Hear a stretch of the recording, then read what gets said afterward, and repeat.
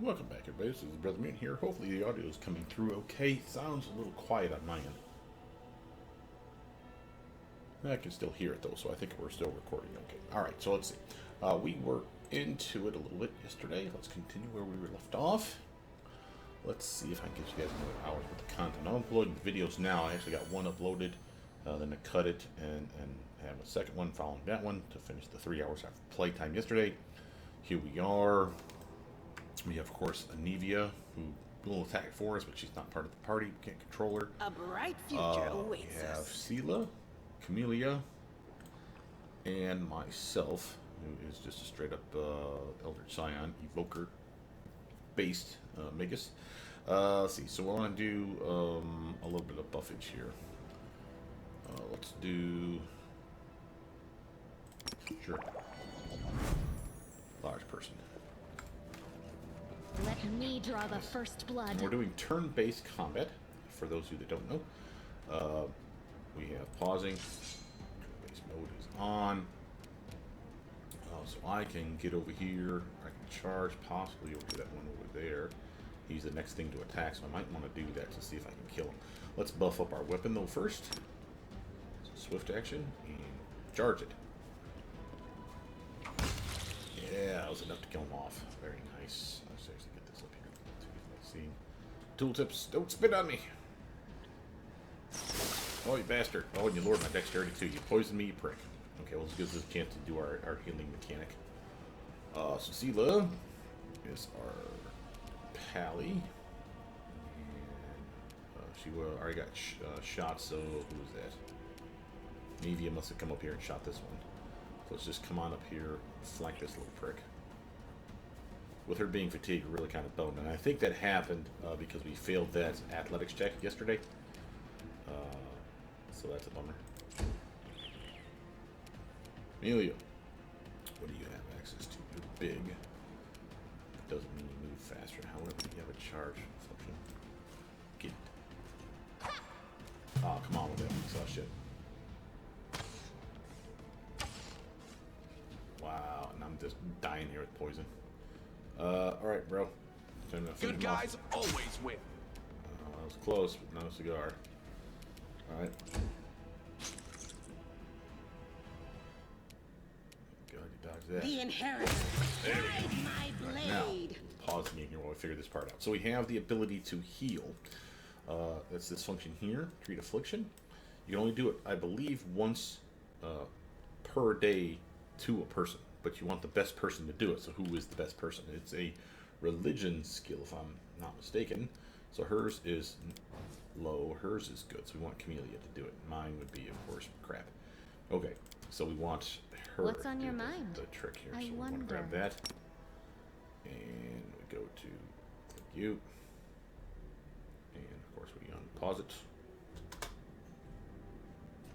Alright. Dispels giant centipede venom from a evoker. Thank you very much for that.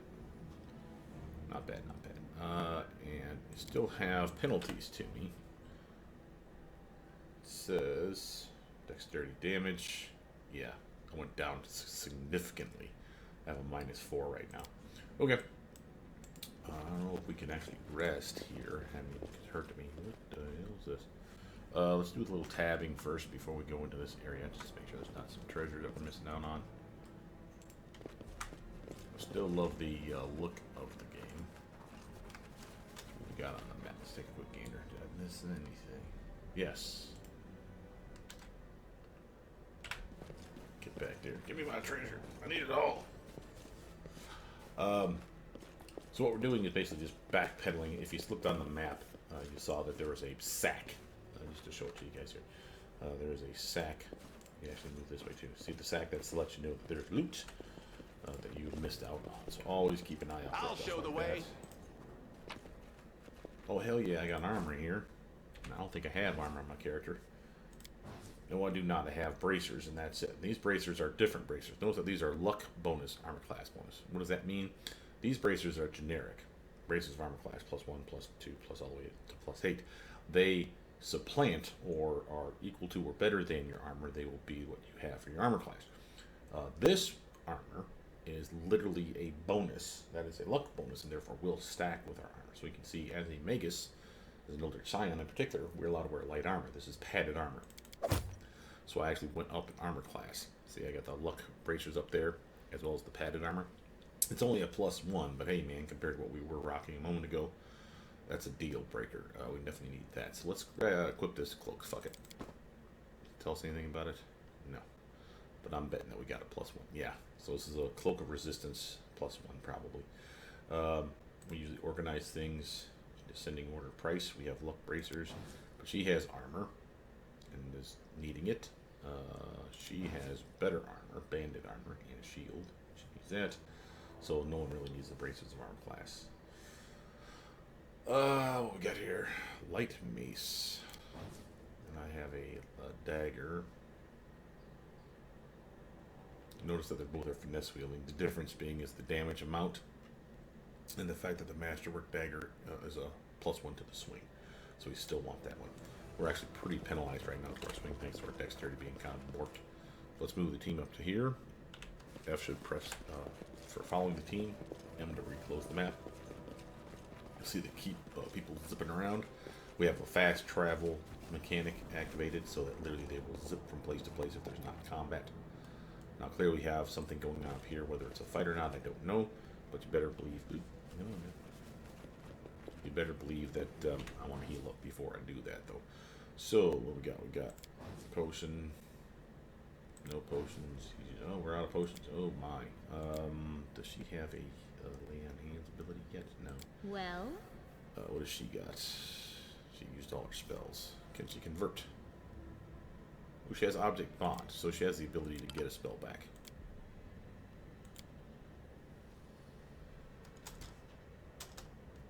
Okay, what the hell's going on?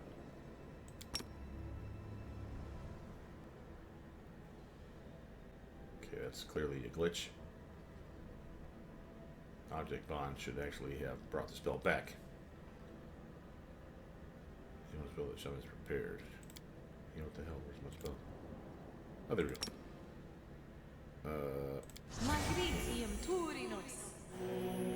It took it off of the tray. That's clearly a bug, though. Whatever. Something we can work around. Not a big deal. Let's do a quick save, though. Cutscene. No, I can't just walk away. It's got to be here somewhere. You struggle to make out the man's features in the gloom. As soon as he steps into the circle of light, however, you realize that you have never encountered a creature like this before. The stranger looks like the work of a vivisectionist who attempted to stitch together a lizard and a man. Yeah, he's like a tiefling, but not a tiefling. What the hell is this? Wenduok! The man notices you and freezes. The curling horn protruding from his head casts a malevolent shadow on the cave wall. Wenduok, what the hell does that mean? Lan, did you find it? Who is that? The woman looks just as strange as her companion, like a cross between a cat and a spider. And when she catches sight of you, she immediately drops into a fighting stance. Her movements reveal the lethal grace of a wild predator. Cat spider people, huh? The do-gooders here to save our mongrel souls, no doubt. Wait. They might know what's going on up there. Demons are laying waste to the Crusaders. If things are as bad as you say, then we all have to hurry. You didn't come from the direction of the shield maze. Damn it. I couldn't care less about what's happening on the surface, but the maze. I realize that you guys have your own troubles, but we need to be in Canabres. People are dying up there. Please, show us the way out. Who are you, Tieflings? Tieflings are the descendants of people who sullied themselves by mating with demons. Our ancestors would never sink that low. We are the underground Crusaders, the children of the Crusades' finest. Okay. Sadly, underground Crusaders is a bit of a mouthful, so people usually just call us mongrels. You just love repeating that, don't you, Lan? Mongrels. That's what the Uplanders call us. but we call ourselves Neathers. No matter what you call us, it's not gonna stop our horns, hooves, or tails from growing. Never heard of underground Crusaders before. In Canabras, they're called mongrels. People say that they come up to the surface at night and eat anyone foolish enough to wander alone after midnight. To tell you the truth, I thought you guys were just a tale to tell kids at night. That's human gratitude for you. Our forefathers suffered the consequences of demonic corruption, all to protect Mendev and Golarion. And for what? So we could become monsters used to frighten children.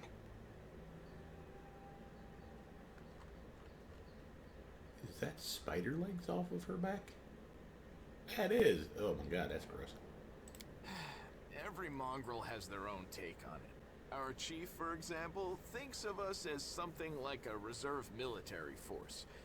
He thinks we're standing by until the moment we're needed, and when we emerge on the surface and save the day, all the people will see how good we are, and they'll love us for it. Yeah, he leaves that last part out when he talks about it, of course, but it's easy enough to read between the lines. What is this place? This is the hall where we remember the glory of our forebears. Sorry about the mess. It doesn't usually look like this, trust me. Sometimes we even wipe the dust off the exhibits. This is where the relics of the first Crusaders are displayed. Our lives are short, our glories are quickly forgotten. But this place helps us to remember that we are just as worthy as anyone else, and that our lives are not in vain. Okay. The first Crusaders? You've been down here that long? That's crazy. What are you doing here? That's none of your bit. We're looking for a holy sword. It was here, in the center, sticking out of a rock. The sooner we find it, the better. Some kids from our tribe took off for the shield maze. They figured it had collapsed, and now it's their time to go up to the surface, like all the legends foretold. Holy sword. Like the sound of that. Except they don't have a clue what's waiting for them up there. They're not fighters. And Saul, the chief of our tribe, is dead set against it. He says that now isn't the time for the underground Crusaders to take up arms. If we get the holy sword, we might be able to change the chief's mind. It's a fool's errand. None of us will be able to hold the sword, let alone use it to save anyone. It's not an ordinary weapon. It's made from righteous heavenly flame, and will burn anyone who touches it. Do you think you're special, Lan? I'll pick it up with my teeth and tie it to my hand if I have to. It doesn't matter. An angel's sword and a troop of stalwart mongrels will be able to work a minor miracle. Speaking of which, you're still here, Wendu, which means that deep down, you know it's possible. Windwalk shrugs and turns away. Maze, does it really lead to the surface? Yes. There are other ways up, but they are far from here. And after the earthquakes, there's a good chance they've collapsed. But the maze... There's a legend among our people that when the walls of the maze fall, that will be a signal for us, the underground Crusaders, that the time has come to go up to the surface and fight the demons in the final confrontation. Until then, the people say the maze is shielding us from taking rash actions. I'm the only one in our whole tribe to have been in the maze. And even I don't know if it's true. But the further I went in the maze, the fresher the air became. That means that it really must lead to the surface. Cool. When the ceiling and walls started shaking, the young ones in our tribe lost their heads. They figured the maze was going to collapse, so it was time to go up to the surface. They grabbed whatever weapons were on hand and ran off toward the maze. They think the maze is no longer a danger to them. They've been listening to Wendwog too much. Don't try to blame this on me.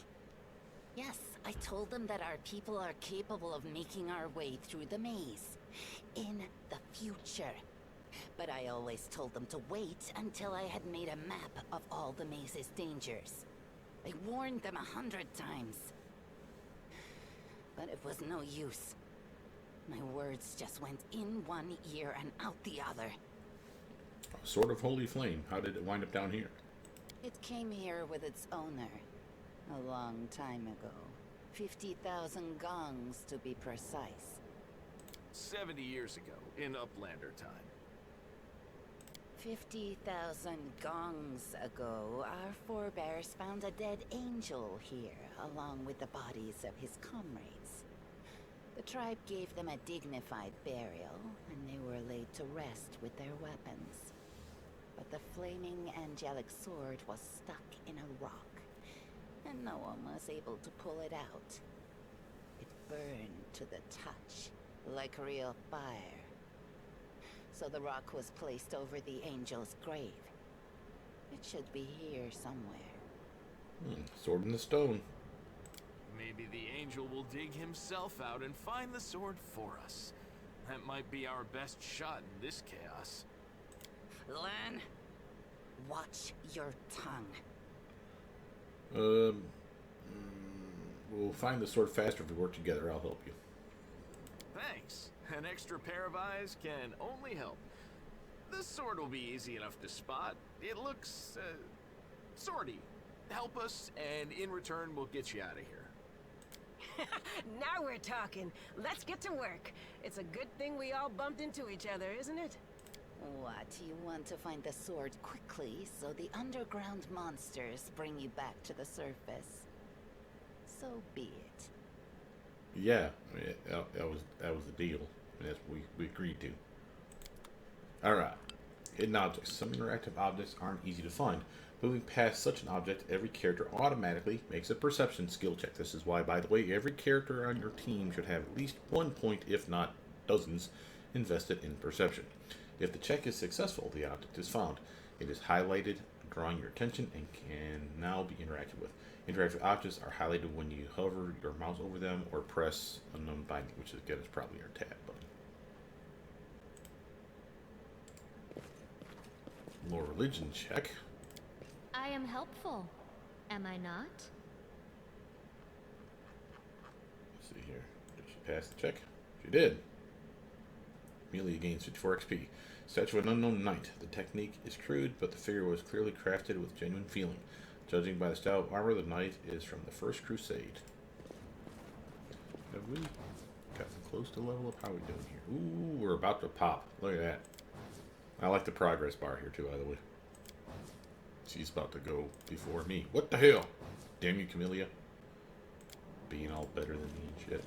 That's because I shut XP share off. Oop, there's some goods.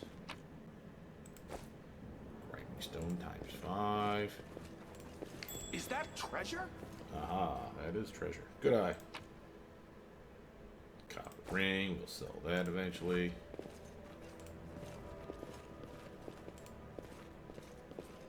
What do we have here? Ooh, lots of goods. We got some handful of gems. Nice. And another handful of gems. Cool beans, we're making cash.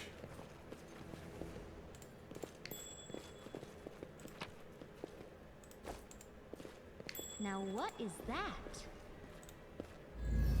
Oh my. That'd be a sword. The holy sword. Looking good. Day 14, month of Gazran, 4th year, 4710. A strange flash pierces the gloom and Evoker feels drops of searing blood run down his chest. The wound healed by Trendelev reopens and weeps scarlet, but there is no pain or weakness. A hazy scene appears, a cave chamber. This one or another and one entirely. Evoker's heartbeat quickens and a stream of thoughts suddenly bursts into his mind. Thoughts that clearly belong to another. Treachery. They betrayed me, trapped me, and stabbed me in the back. My trusted allies, my treasured friends, the people I swear to protect, the people for whom I descended from heaven and came to this turbulent mortal world. There they are, up ahead in the gloom of the cave. What are they waiting for? Are they afraid to draw any closer? Do they believe I am about to die from their traitorous blows? Next to me, a quiet moan. A girl with a golden braid lies on the rocks, clutching her slashed side. She refused to join with the traitors and paid dearly for it. I could have tried to run, but I will not. Whilst I still have strength, I must. While recognizing the foreign origin of these thoughts, Evoker intuits that he can control them somehow. Let's try to... Just call it traitors. Heal the wounded girl. That's all. That's me. That's what I do. A spark of healing magic illuminates the eerie, murky scene before Evoker. The wounded girl opens her eyes and whispers, Lario, you said that everything was going to change soon. You said you and the other warriors of heaven would be leaving us on a grand mission to stop the demons forever. Is that true?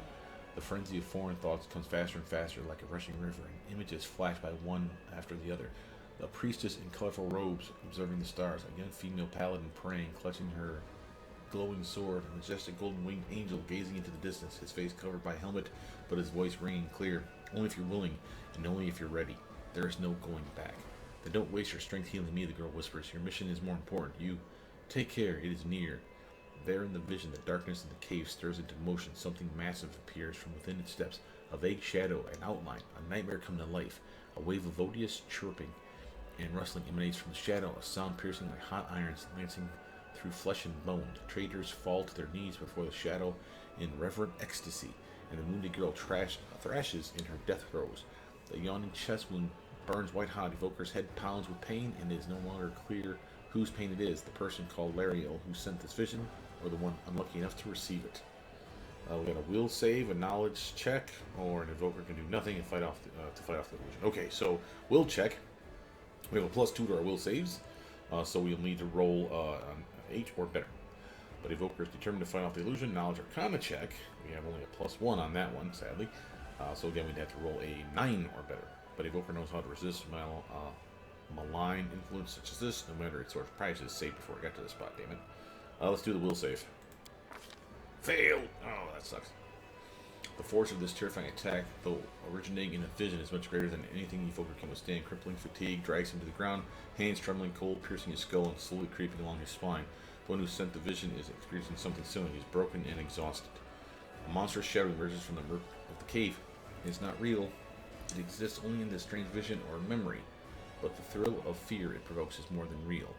The shadow's features starkly resemble those of Discari, the terrifying demon lord. In a movement as swift as thought itself, the monster's hand is wrapped around the throat of the one they call Lariel. The foolish angel is struggling on the rocks like a fly with its wings torn off, intones the shadow. Its voice changes as it moves, shifting from quiet whispering to a sonorous shout, becoming young, then old and quavering. Where is your goddess, angel? Where is her self-assured herald? How is it that you are dying here alone, so far from the light of your heaven? I hate failing that check. A strange calm envelops the thoughts of the one called Lariel. He recognizes who stands before him, and he knows he will never bow down before this enemy. The flaming sword flares to life in his hand, bright, pure flickering, with multicolored sparks like a sunbeam through stained glass. Slash! The blade slices through the demonic creature's flesh, and the monster recoils with a howl, releasing his grip on Lariel's throat. The angel falls back heavily on the rocks. His vitality is ebbing, but his pride remains undiminished. He grips the sword with his last burst of strength, plunges it into the rock.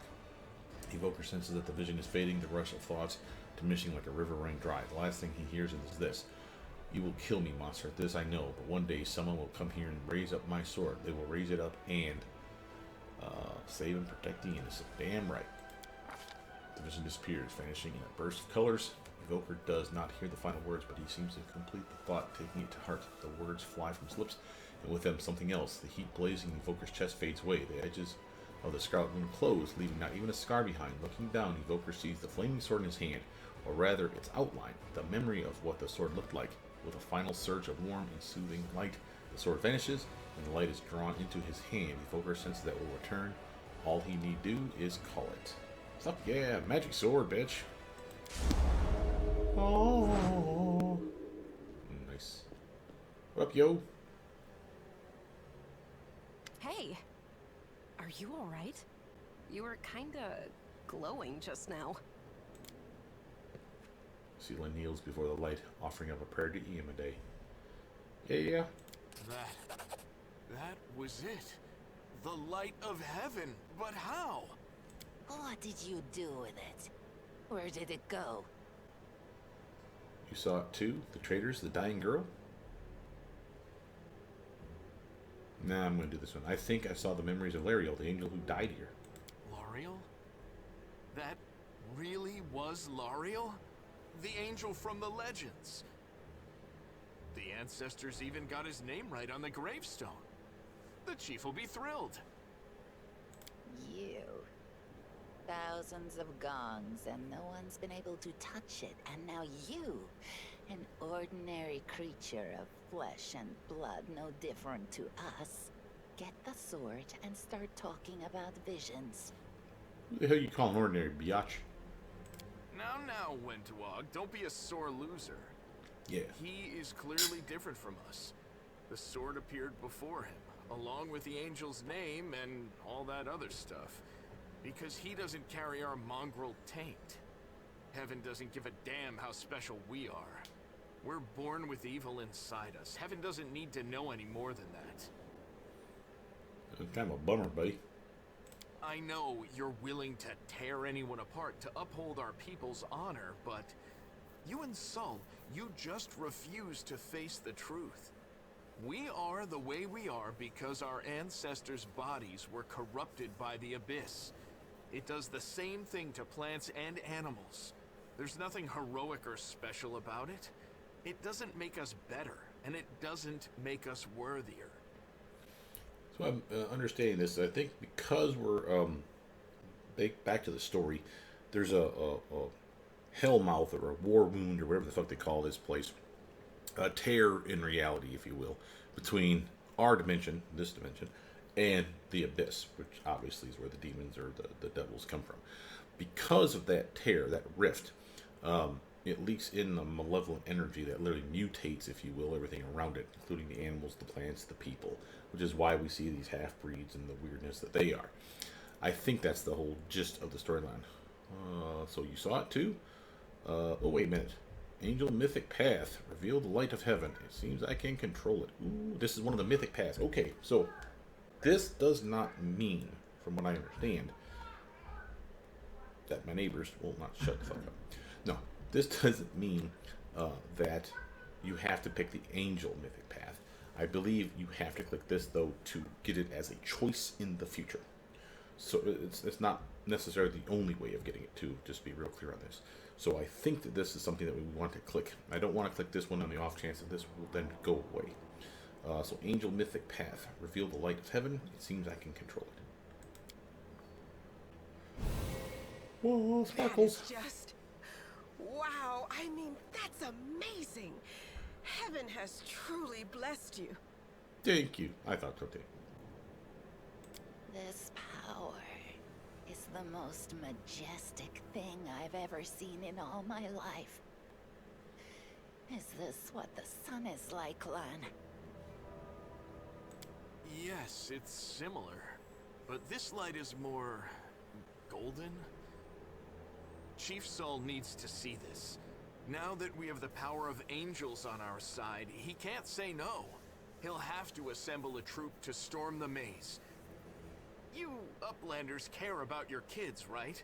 Help us save ours. Without them, we won't survive. And then, the perils of the maze won't be so bad if we go together. We'll make our way through it and find the way to Canabras. I'll lead us to your chief, and I'll decide if I'm going to help you or not. Let's go. We'll take the short route. Well, the only route, really. We've got a level up, it looks like. What do we have here? Skill checks. Okay, so that's something we'll talk about here in a second. Let's grab the rest of this loot. And of course get our level up for our two characters. Anything else? Remember, we have icons. Click on the room. Looks like an improvised museum or perhaps some kind of temple. Go to your map. Make sure you don't have something. Nevia. Who she comes with. She's just not part of the team. These guys are kind of part of the team eventually. Maybe it's because I didn't click on them. Dumbass that I am. There we go. All right, get information, you do-getters. All right, let's start in reverse order here. Let's pick her. And she is a spirit hunter. It looks like it's giving you the automatic level 2. Doesn't mean that she's automatically picking her abilities, just that they assume that you want to be a purist. You can, of course, multi-class, and should do so in many cases, but I would only do that if you're experienced in this game and the mechanics behind the various classes, because you can really gimp yourself quite quickly. A shaman spirit hunter is what she is. This is basically what this is over here. Skill checks, we'll talk about that here in a moment. Basically, the gist of a skill check is usually if you highlight the whole team, whoever has the highest skill in something will be the one that does the check. In this case, she'll be level 2, and what does level 2 provide for her? Spirit hunter level 2, attack bonus. Hex Shaman learns a number of magical tricks called Hexes, which grant her powers or weaken foes. At second level, Shaman learns 1 hex. At 4th, 8th, 10th, 12th, 16th, 18th, 20th, basically all the evens. Shaman learns new hexes. A shaman can select from any of the hexes available to her chosen spirit. A shaman cannot select a hex more than once, unless noted otherwise. Using hexes is a standard action that doesn't provoke an attack opportunity, unless otherwise noted. The saving throw DC to resist a hex is equal to 10 plus half the shaman's level, plus the shaman's wisdom modifier, probably their casting stats. So possible selections are ameliorating, aura of purity, chant, draconic, resilience, evil eye. That sounds all kind of awesome. Let's close this back up. And just mouse click that, by the way, to make it zoom in and out. So let's get her hex. First, got skill points to spend. She is good at trickery and stealth, and that's about it. Now, that doesn't mean we don't want to invest in those again. Notice that trickery is a class skill for her, so that's something we probably want to keep going. Stealth isn't a class skill, but that doesn't much matter. She does have a bit of dexterity, but her chain shirt and her buckler are impeding her ability to be stealthy. I might want to unlock some of this other stuff like persuasion, or religion, or nature, knowledge world, arcana. She is a shaman and wants to say wisdom was her thing, so lore nature, lore religion. Either of these would be a good choice for her. Let's go with nature. And the reason for that is my paladin, when she levels up, I'll probably make her a lore religion person if she has enough skill points to invest in stuff like that. Okay, here's our hexes. I'm not going to go through all these, and again, you see we have a laundry list of ones down here at the bottom. But some of these are spell-like abilities, like Slumber is an actual spell, like a sleep spell. So basically she can use a hex to literally put someone to sleep. That could be extremely useful, but remember, sleep spell has an HD cap. But this one here has a difference. It says this hex can affect a creature of any HD. This hex ends immediately if the creature takes damage. Whether or not the save is successful, the creature cannot be the target of this hex again for 1 day. So this is actually better than the sleep spell. So that's not bad. We got protective luck. We got nails. Shaman's nails, long and sharp, count as natural weapons. Cool. Misfortune to a name display. Shaman gains dazzling display as a bonus feat, even if she does not meet the prerequisites, and she can use it even when not wielding a weapon. So now what this one is, if you've played Kingmaker, dazzling display is a move where you literally are so skilled with a weapon, ideally, which is why it says that you don't have to be wielding a weapon. You're usually so skilled with a weapon that you use this feat called dazzling display, and in an AoE centered on your character, you will basically try to intimidate everybody. Now, obviously, at this low level, we're probably not getting very good at that, but that would be something that's like free feat. That's definitely worth having. Ice Plant. +2 natural armor bonus. This effect leaves the shaman's skin thick and stiff to the touch. I have found my winner. More armor is more armor. That's what I've always told. And if you see over here, natural armor +2. See how it is not natural armor enhancement? That is something that doesn't stack.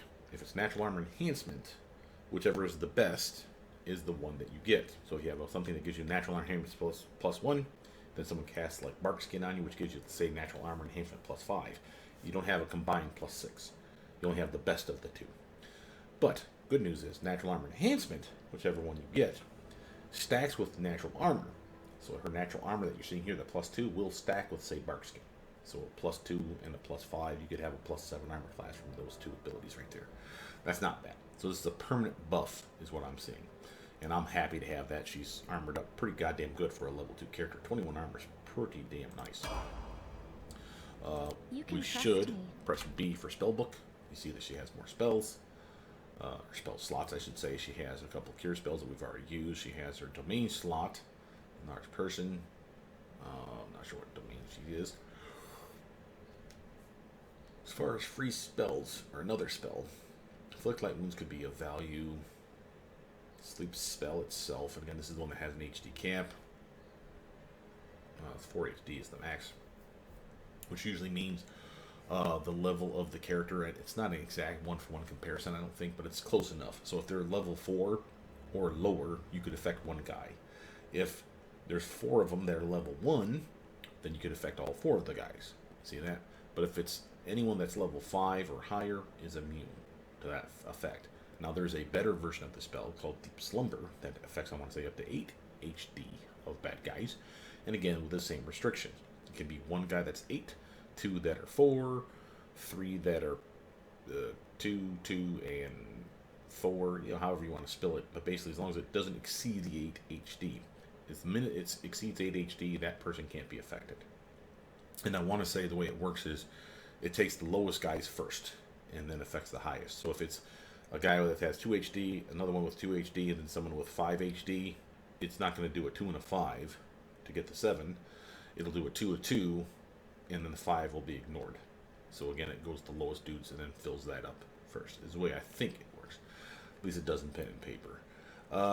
Bless is a good spell. Burning Hands could be of value, especially now that we have another level under our belt.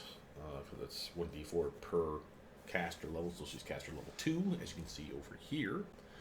Notice her spell pen is based on, again, your caster level, and any other fiddly bits like skills and feats, whatever that you pick up that can increase that, like spell penetration and greater spell penetration.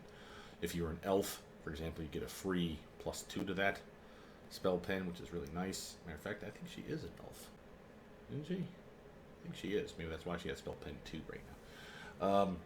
Burning Hands, Doom, protection from alignment. Yeah, this was a spell. For those of you that don't know, this is a spell that back in Pathfinder Kingmaker was ignored. They had the spell. Let's not be stupid here. You actually had access to the spell, but no one picked it for obvious reasons. The +2 armor, +2 to saves for 1 minute per caster level was lame sauce.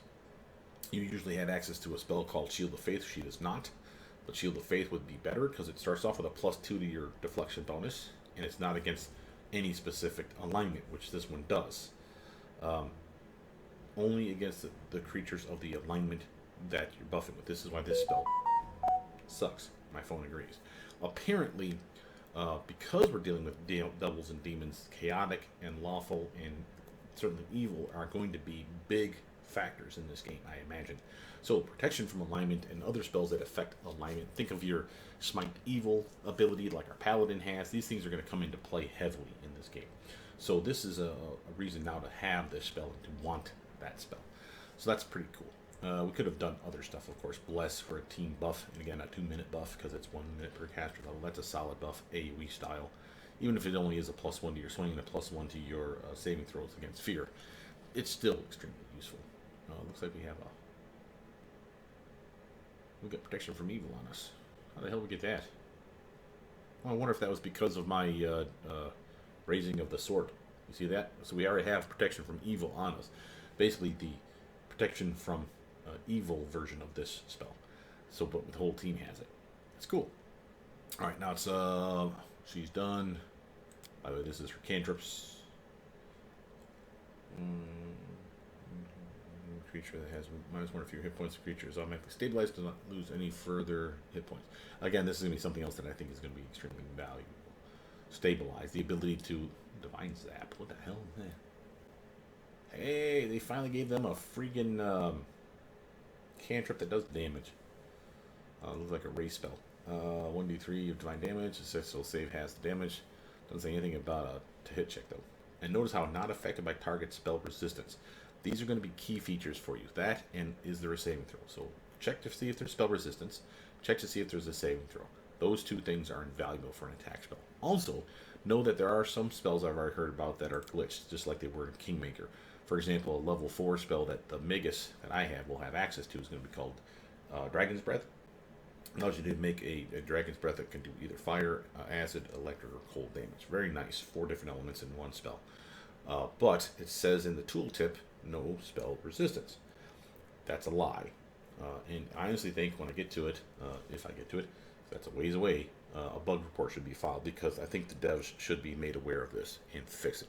It was never fixed in Kingmaker, never ever fixed in Kingmaker. And even if it's nothing more than changing the tooltip to saying spell resistance is applicable, I mean, that sucks, but it's at least accurate, and that's kind of important to me. Let's level up my character, though. We have the Magus Elder Sign, knows that we're getting our spell strike ability now.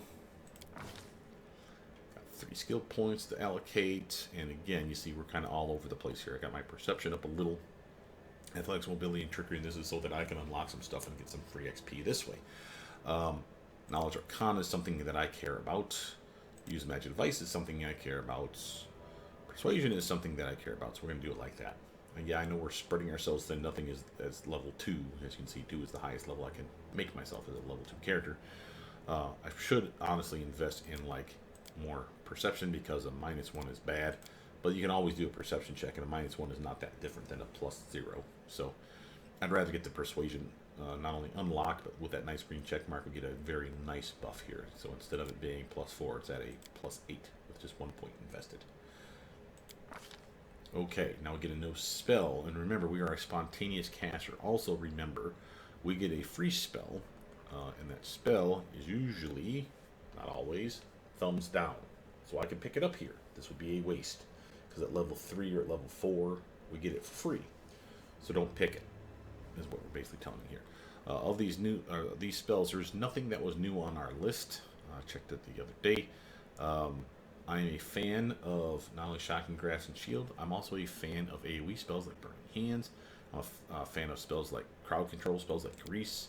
The reason I'm a fan of this one is, again, no spell resistance. Again, you'll find that this is a common theme with Conjuration spells. Not all, but many Conjuration spells don't have that spell resistance, because it's a tangible, physical thing. It's just like Acid and Grease and Poison Clouds and stuff are routinely like out there. They actually exist, and as such, there's no spell anymore. It is like I summon dust in your face. Well, the dust is there. There's no spell resistance to dust because it's dust, because it's actually a thing now. So that's kind of the take on how that works. It doesn't work all the time, and again, a fine example of that is Corrosive Touch. See how it's a Conjuration spell, but there's still spell resistance, so that strip sucks. I don't feel the need to grab both. There should be reasons to want both, though, on a Magus build like this, because, again, it diversifies your portfolio of damage types, even if it is a sub-spell compared to Shocking Grasp. Color Spray, on the other hand, is one of your only illusion spells that we will get access to as a Magus for free. You have to pick it, obviously. There's 2. We got Color Spray, and I'm going to say at level 4 spell book, you could get a Phantasmal Killer. It's a single target save or suck spell. Well, they make the save, something happens to them, but it's not horrible. But if they fail to save, they straight up die. I do like Magic Weapon, as weird as this is. It's only 1 minute per level, but that's a 2-minute buff for us. And while we can buff our weapon, this should stack with our ability to enchant our weapon further. So we could give ourselves technically a +2 weapon. +1 from this spell, plus another one from our ability. We haven't tested that, so I'm leery of doing so. The Enlarged Person or Reduced Person spells are awesome. Enlarged Person for a strength-based build makes sense. It's not the best idea because of all the dex penalties and such and so forth associated with it. But for a dex-based build, Reduced Person is money. And for what I am, I'm a dex-based build. This is an amazing spell. This is a really nice buff to your dexterity, penalty to your strength, but again, you're relying on your strength to do damage usually anyway. You get better attack bonus because you're small and they're big, it's easier to hit them. You get better armor bonus because, again, you're small and they're big, it's harder for them to hit you. And because of your size bonus to dexterity, you get, again, another attack bonus and an armor class bonus, again, because of the increase to dexterity. Assuming you have, of course, weapon finesse, which we do. This is an amazing spell. This one is, trumps, in my opinion, Enlarged Person by leaps and or bounds. It's an amazing spell. We will get it. We're not getting it today. Snowball, on the other hand, is a spell that, again, Conjuration spell, cold damage, raise spells we have to hit. Does solid damage, and there's an effect. If they make the saving throw, it still does the full damage. If they fail the saving throw, they're staggered for 1 round. That's a really nice thing to set up for a condition. Staggered, for those of you that don't know, means they only get to do one of 2 things. They can either move or they can attack once. Not multiple times. Once in that combat round. So this really fucks guys on the higher levels. If they get staggered, of course. And the big selling point here. No spell resistance. So when people are always bitching about, oh, these guys are tough and they have all this massive spell resistance and I can't hurt them unless I like push my spell pen like crazy. Yeah, if you're playing for it, you have enough spells in your belt, even as a magus, to affect those bastards. You just need to know how it works. You need to know, cold immune bastards, again, will have that same issue where we're not doing any damage to them. But again, this is a nice way for you to set stuff like that up. So that's what we're going to take here. And again, we have Spell Strike now. Now, this is the one that's another toggle. Trying to get over the rubble. Okay, so we have a die roll over here to get over this rubble. And you'll notice something else for you. Notice that for my spell book, I don't have to slot spells. I'm a spontaneous caster. This is how many spells of level 1 I can cast in a day. I'm up to 3 now. I only have 1 still left because we haven't rested. But Shield, Shocking Grasp, or Snowball, I can pick or choose as my heart's desire for that last spell slot. So if I want to buff up for 2 minutes, that's 4 extra armor points right there. That's totally worth. And it will stack with that little buff that we have here, this protection from evil. Shocking Grasp will now do 2d6 of damage. Snowball will do 2d6 of cold damage. If I hit them, obviously, for those. But the selling point for this was, as a Magus, here is the other toggle you're waiting for. It doesn't show up to level 2. So you need Spell Combat and Spell Strike both on to do the trick we're talking about. Now, don't leave them on. If you leave them on, any attack you do is at a -2 penalty. See, it should say right up here. As a full round action, he can make all of his attacks with his melee weapon at a -2 penalty. The reason you want these on is it will allow me at level 2 to get 2 attacks. But I have to use the spell like this or another melee touch attack like Shocking Grasp through my weapon. Yes, I'll be at a -2 penalty. That's going to suck. But it gives me 2 swings to hit the target. And that could land twice. That could be enough to kill the guy. I'm going to move this spell over here as well. But let's do a quick save here. Can we get it, guys? Let's do our mobility check.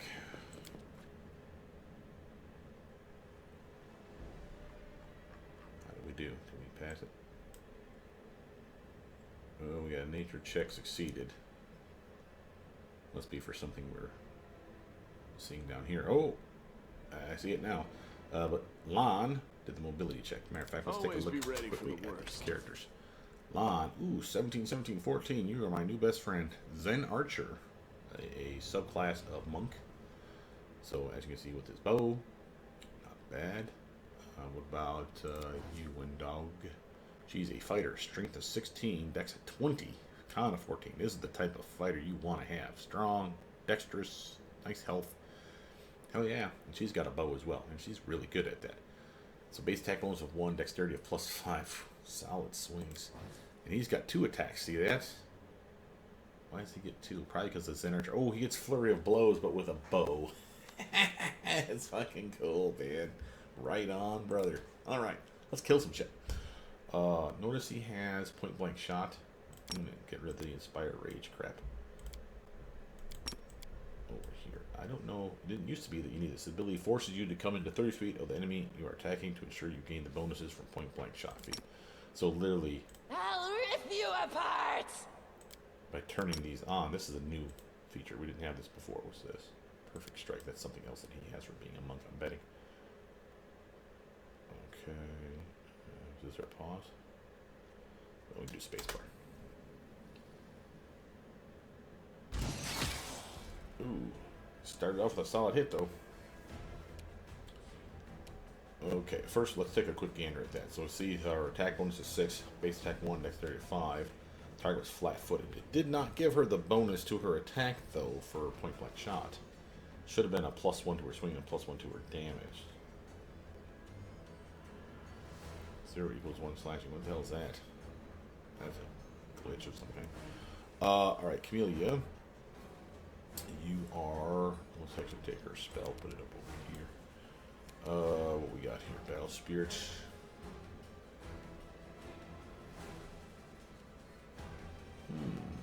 I might save that for later. I will buff up her weapon though. And can she charge these fools? She can. Let's get that one. Every event is documented in the combat log bottom right corner of the screen. There you can see the results of the rolls your character and enemies make, skill checks, and lots of other things.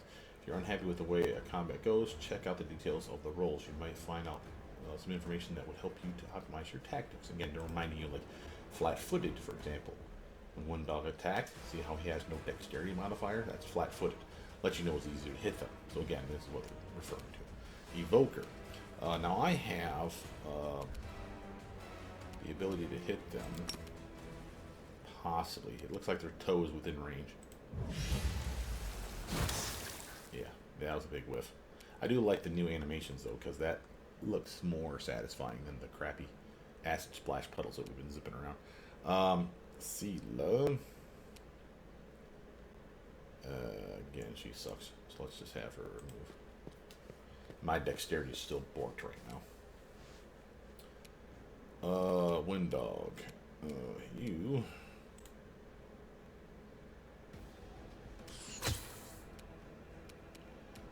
Yeah. That's my gal. Alright, now that the second or first round has been initiated, that was the surprise round. First round's initiated, I know because she just started, and I can still move. Now this guy, he's going to jump us here in a moment, but what I'm going to do is I'm going to backpedal. I'm out of range. They'll have to move to me. They'll still get to attack probably, but it's still one of those that if you can kind of attack and retreat, you'd be surprised how useful that is to force the bad guys to run to you, waste their turn moving, and they don't get as many attacks. A full round attack, for example, these guys could attack maybe 2 or 3 times in a combat round for all I know. If they are forced to move more than 5 feet, they will literally have to use their move action, and then they only get a standard action. If you use a full action to just straight up attack, you're allowed to move up to 5 feet, and then get your full attack on. Now, at this low level for us, a full attack is literally 1, except for him, he gets the flurry of blows.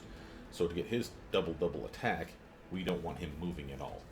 Maybe the 5-foot stutter step. Okay, Volker's turn. Now this guy's not engaged. I'm going to have him come up to here. And I'm going to use that as a splash on this fool. Okay, there's a nice solid hit. Apparently pissed him off. He's trying to eat my face off. But he failed. Oh, my sneak attack love. Where'd you come, baby? And off we go. Let's do a quick save after all that. That was not bad, though.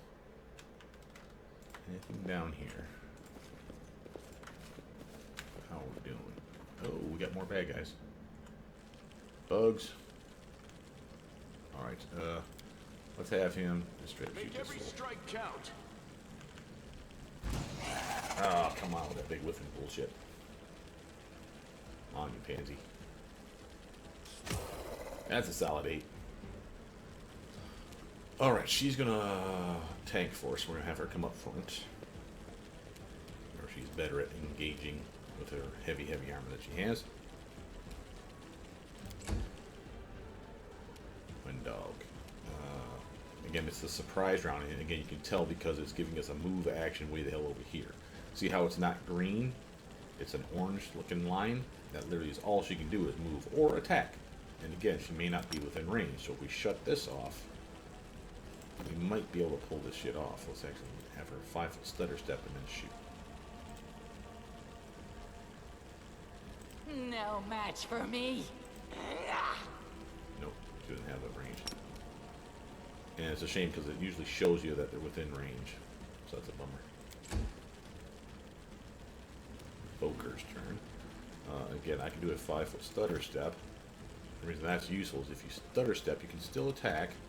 See how I have range? Close range Snowball spell can hit any of these things. It's my only spell that I have left for the day, and I'd rather kind of keep that shield spell. So we can try this. Cantrip because it's infinite use. It's not amazing, but it's something. Chameleon. She can charge these fools. She can. Let's charge this one. That's Miguel. Punching him across the battlefield. Oh no. Went right for my freaking horn-faced dude. 14. Oh, and loot. You know the loot. Alright, how we doing on the map here? And we got mobility. Oh, we got a goods over here. Dead body. I like the new corpses, by the way. Let's see, that sounded gross. Can't make the demons wait. Alright, let's pause that for a sec. We had a mobility check here. I wonder if that's to leave. I don't think it is. I think what we're going to do, we're going to backpedal to that mobility check. I can handle it. Do a quick save first. Get across. That might bring us somewhere else. Oh, we'll just see. So Lon got more experience. Again, how's he doing? 159, 51. She's level 2. She's the next one that'll be dinging. Yeah, okay. Where are we? Ooh, looks like a little cubby hole. A giant spider is waiting for us. For a fight like this, I think I will bump up. Getting tamed. Alright. Can you shoot this fool? Tried. It's okay. Let's do... Charge. Oh shit, there's another one back there. Okay, Sela. I don't need you to come over here, sweetness. That fatigue of hers is really fucking us. Evoker's turn, and again I use my spell. The thing, I still have my cantrips.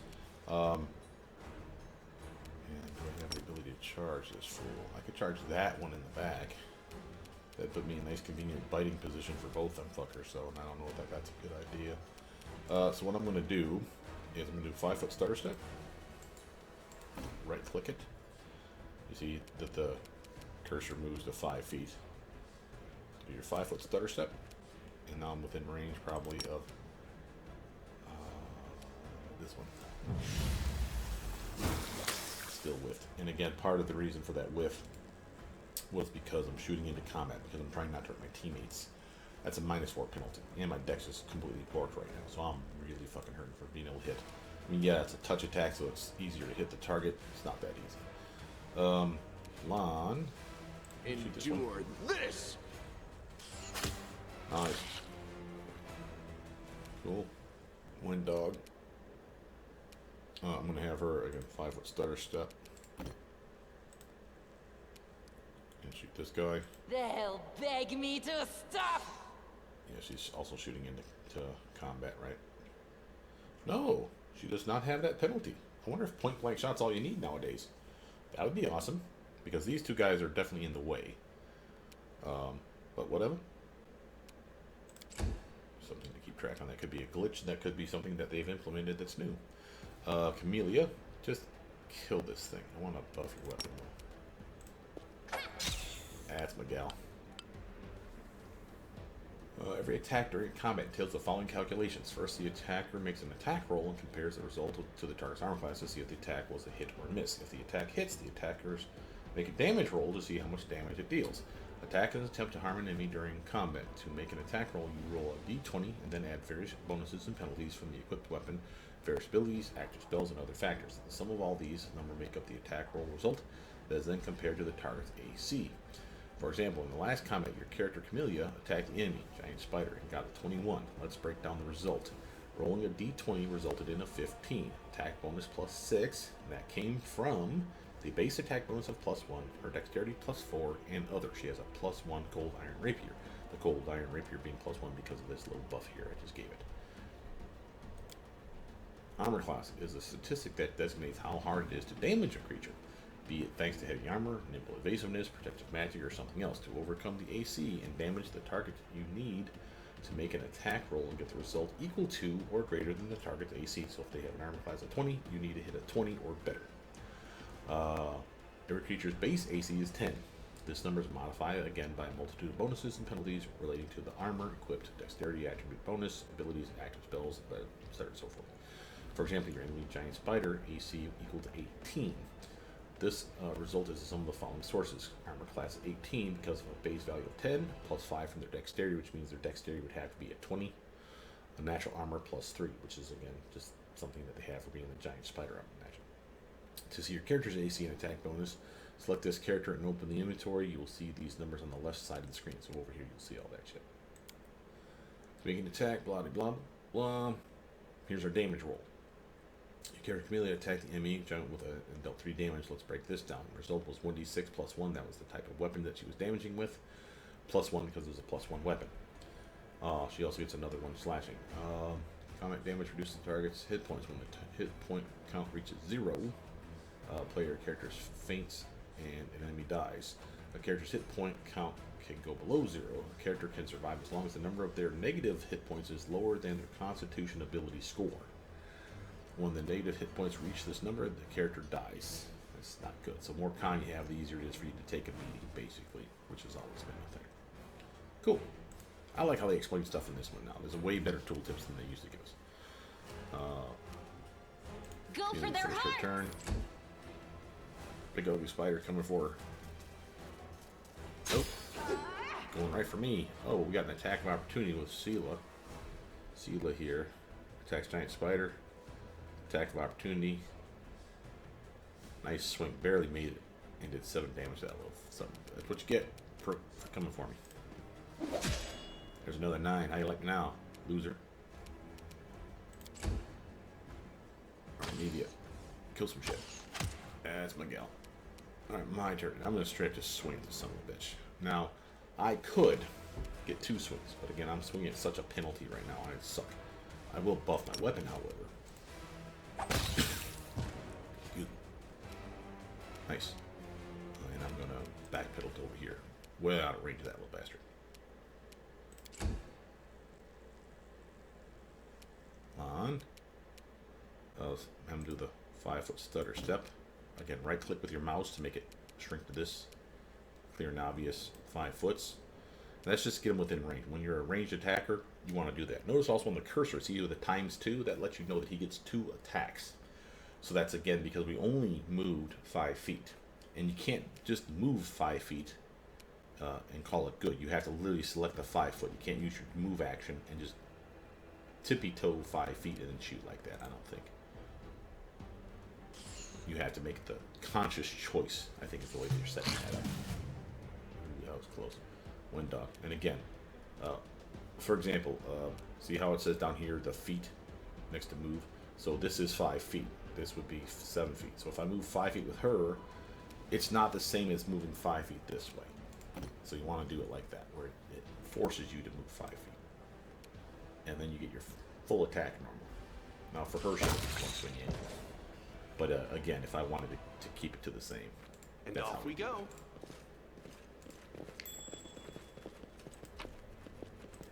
Hey, free shit. Want to cure light wounds? Hell to the yeah. Anything else up here? Doesn't appear to be. Hell, that was worth it though. Who would want to give that cure light wounds to? Camellia, probably? Yeah. That's her belt slot. And I think that's what that is right there. I like the new looks, but they really need to work on that. I mean, because she looks like she's already tired, and she looks like she's got a massive tan. So, they need to work on some of this stuff, obviously, still. Let's see here. We need to get the hell back out of here, which means there's probably a mobility check. Yeah, to get back across. Let's do another quick save. Alright, that was totally worth. Now we're heading, yep, right direction. We'll push our luck just the tiniest bit more. No one's damaged, really. I mean, I have that ability to score damage, but Cure Light Wounds ain't gonna help that. Are you still here? Well, let's see, is this the only thing we're fighting? Is this the one? Oh, looks like we got a bug back there as well.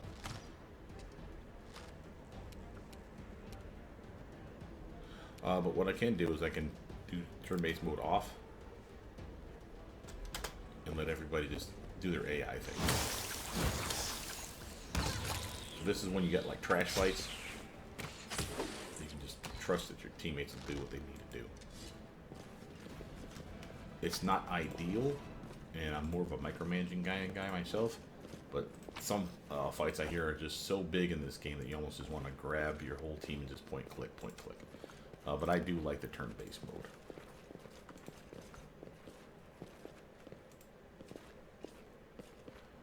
Matter of fact, I'm going to orient this in a slightly different way because she's more tanky. I'll rip you off. You'll make a fine trophy. Right, we got this. Amelia's first, no less. So we'll have her. Oh, there might be more up here, but we're just gonna assume it's just the two. We got a young giant spider and a giant spider. Young giant spider usually just means not as tough, dies faster. For her, we're gonna buff her weapon, and we're gonna give a nice little charge. Now the question is, we charge that one because if we do so, then Sela probably can't get to there. Let's have her charge this one. No, what is that? I don't know. We'll get it here in a second. Wind dog. Let's have her do the 5-footer. And again, shoot the giant spider. Solid damage. 2. Anyway. Okay. Kind of bummed that's not working. As far as the damage and the attack bonus. Because again, she should get a 1, a 5, and another one that should say point blank shot. And then when it comes to damage, you should see the damage plus 1. Now we see this 0 equals 1. Maybe that's what's going on here. I don't know what that's about though. That's weird because it's piercing and slashing. It's not really telling us a lot. We'll end her turn. Sela, can you get to this one? Oh no, just so close though, man. All right. Well then, in that case, we're gonna have her also engage the giant spider over here because again they'll be flanking. She won't get to attack this round, but that's okay.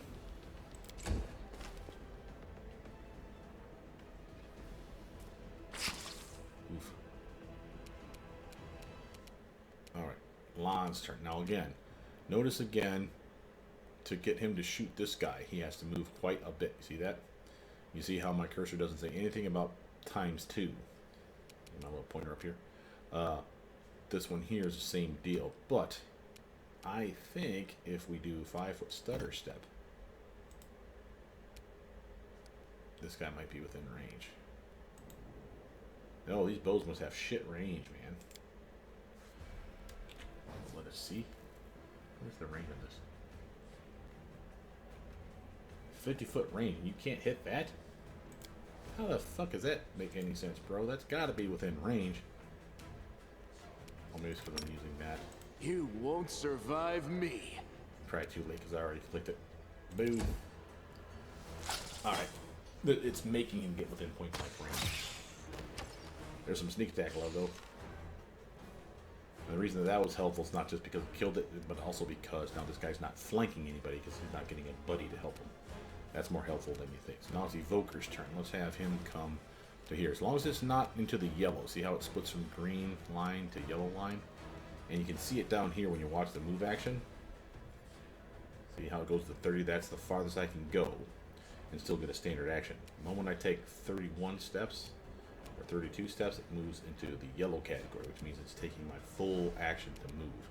So the point is, I can move to here, still have room to move to, say, like around the corner, and still have time to do stuff like this. What is this thing?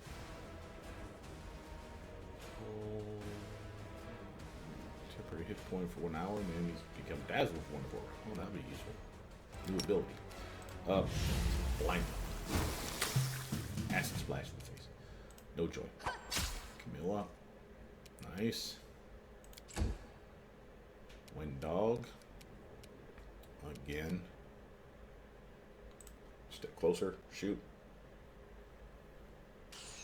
There we go.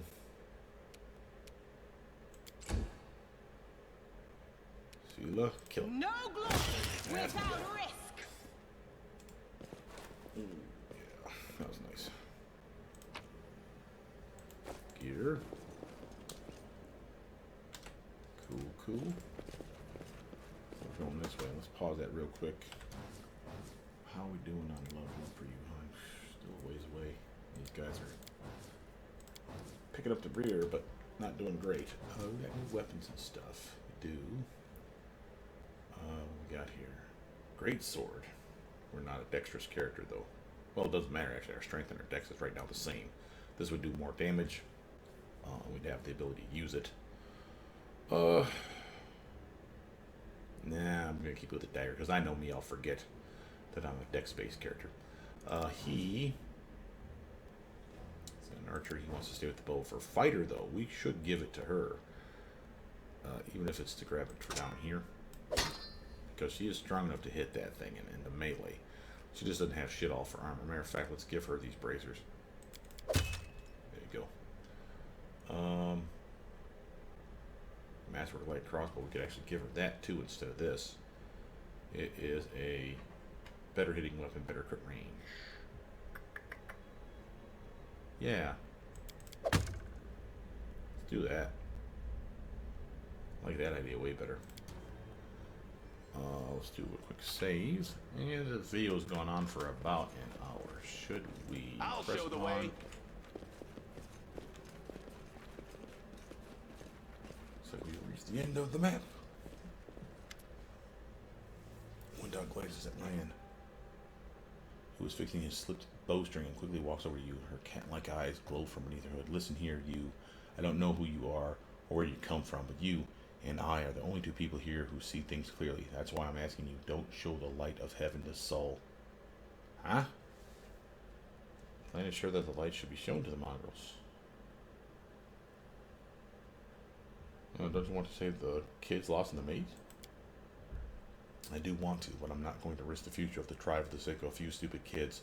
Chief Soul is hesitant, and for good reason. He also understands how dangerous this is for the tribe. Land's the only one who benefits from these childish games of heroism. I'll go alone if I have to, and find them, or whatever's left of them, without any heroics, relying only on myself, risking only my own life. One dog slows. You and your friends, you can come with me. Perhaps we can make it to the end of the maze together and find a way out to the surface. I think about it. Let's go.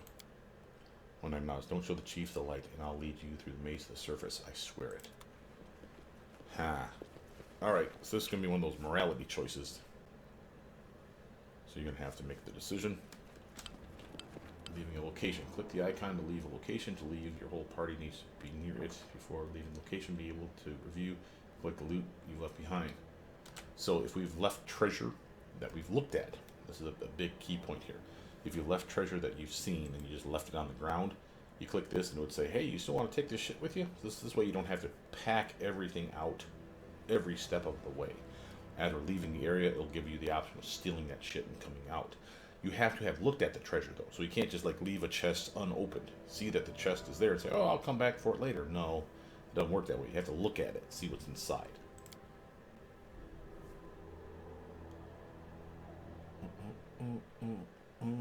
Okay, well with that, I think this is a good saving spot.